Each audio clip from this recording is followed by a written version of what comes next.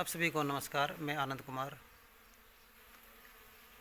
ये जो आप मधुमक्खी देख रहे हैं, ये एक फूल से रस चूस रही है और फिर ये हमारे लिए शहद तैयार करेगी। इस समय हर पेड़ पौधे पर फूल खिले हुए हैं और ये मधुमक्खियाँ हमारे लिए शहद इकट्ठा करने के लिए बहुत मेहनत कर रही हैं, बहुत ज़्यादा मेहनत कर रही हैं। एक छोटा सा जीव बेशक है, लेकिन ये मेहनत बहुत करता है। तो इस सृष्टि में चाहे कितना भी छोटा जीव है, उसका अपना एक काम है। इस सृष्टि के संचालन में उसका भी एक बहुत बड़ा योगदान होता है। तो विधि का विधान देखिए। प्रकृति ने जो भी जीव बनाया है, उस जीव का अपना काम है, एक उसको काम सौंप रखा है।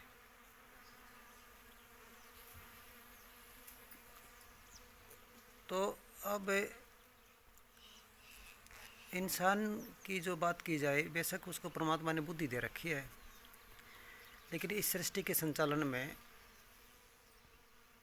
उसको हर जीव की जो है वो ज़रूरत पड़ती है। हर जीव इस सृष्टि में एक दूसरे का पूरक है। ये देखिए, तो अकेला इंसान ही मेहनत नहीं करता, हर जीव जो है वो मेहनत करता है। अब ये जो शहद इकट्ठा कर रहे हैं, ये शायद जो है अपना इनका भी पेट भर जाता होगा इससे, और इंसान के लिए शहद इकट्ठा हो जाता है। तो ये जो मधुमक्खियाँ हैं, ये कितना छोटा जीव है, ये बेशक कितना भी छोटा है। अब इस जीव की मेहनत को देखना, ये जीव हमें यह संदेश देता है कि बूंद बूंद से सागर भरता है। अपने मुंह में ये कितना शहद ले जाती होगी एक बार, सॉरी, ये रस ले जाती होगी फूल का, बहुत थोड़ा, लेकिन पूरा दिन लगी रहती है, पूरा दिन लगी रहती है। और एक मधुमक्खी का जो है वो बड़ा छत्ता बनकर तैयार हो जाता है। बड़ा छत्ता जो उसके बाद में जो है फिर हम उससे शहद प्राप्त करते हैं। तो शायद अगर ये मेहनत ना करें तो हमारे को शहद ही ना मिले। तो हर जीव का संरक्षण बहुत ज़रूरी है। पहले मधुमक्खी के बहुत सारे छत्ते हुआ करते, झाड़ियों में इधर उधर मिल जाया करते, जो देसी मधुमक्खियाँ हुआ करती छोटी छोटी। अब वो मिलने बंद हो गए हैं, क्योंकि खेतों में रासायनिक खाद, कीटनाशक दवाइयाँ जो ये हम डालने लगे हैं, तो उसकी वजह से जो है इनके ऊपर भी एक बहुत विपरीत प्रभाव पड़ा है। अब आपको देखने को बहुत कम देखने को मिलेंगे मधुमक्खी के छत्ते, छोटे छोटे, जो कहीं भी मिल जाते थे, और हम उनसे जो है शहद जो प्राप्त करते थे। तो अब ये देखिए, इसमें इस समय जो है हर पेड़ पौधे के ऊपर फूल खिले हुए हैं, और ये पौधों के ऊपर फूल खिलना ये एक ऐसा विधि का विधान है।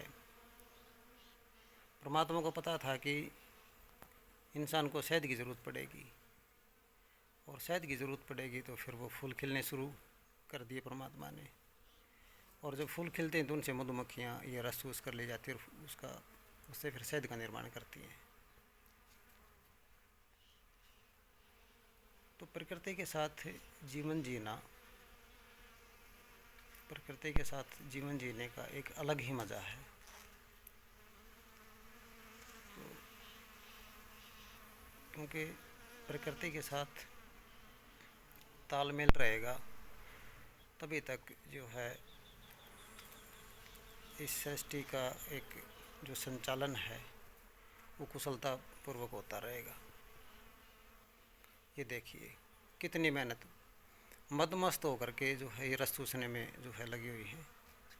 और ये हमारे लिए ही शहद इकट्ठा कर रही हैं, हमारे लिए ही। देखो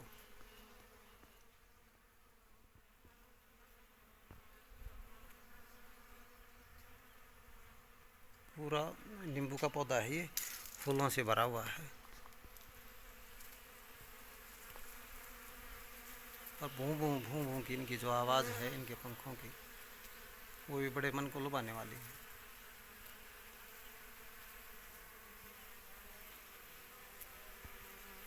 ये देखना कितनी मेहनत करते हैं ये छोटे छोटे जीव, और ये हमारे लिए मेहनत कर रहे हैं।